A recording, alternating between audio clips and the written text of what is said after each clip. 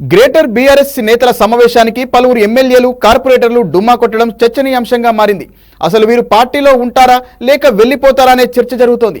ఇప్పటికే పార్టీ మారిన వారిని ఇరుకున పెట్టేలా వ్యూహాన్ని రూపొందించేందుకు గ్రేటర్ పరిధిలోని ఎమ్మెల్యేలు కార్పొరేటర్లతో భేటీ అయి చర్చించాలని భావించారు.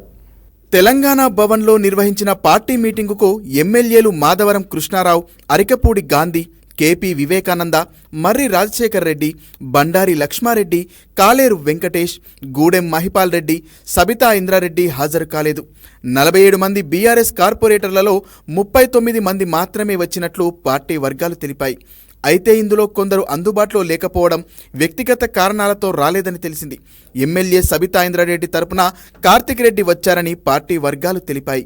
కాగా ఈ సమావేశానికి కేటీఆర్ నేతృత్వం వహిస్తారని తొలుత ప్రచారం జరిగింది. అయితే కేటీఆర్, హరీష్ రావు ఢిల్లీలో కవిత బెయిల్ పిటిషన్ విషయంలో సీనియర్ అడ్వకేట్స్తో మంతనాలు జరిపేందుకు వెళ్లారు. దీంతో తలసాని శ్రీనివాస్ యాదవ్ ఆధ్వర్యంలో సమావేశం నిర్వహించారు.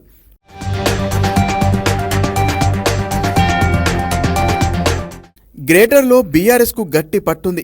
దీంతో అక్కడ బలపడేందుకు కాంగ్రెస్ ఆపరేషన్ ఆకర్ష్కు తెరదీసింది. ఇప్పటికే మేయర్, డిప్యూటీ మేయర్ కాంగ్రెస్లో చేరిపోయారు.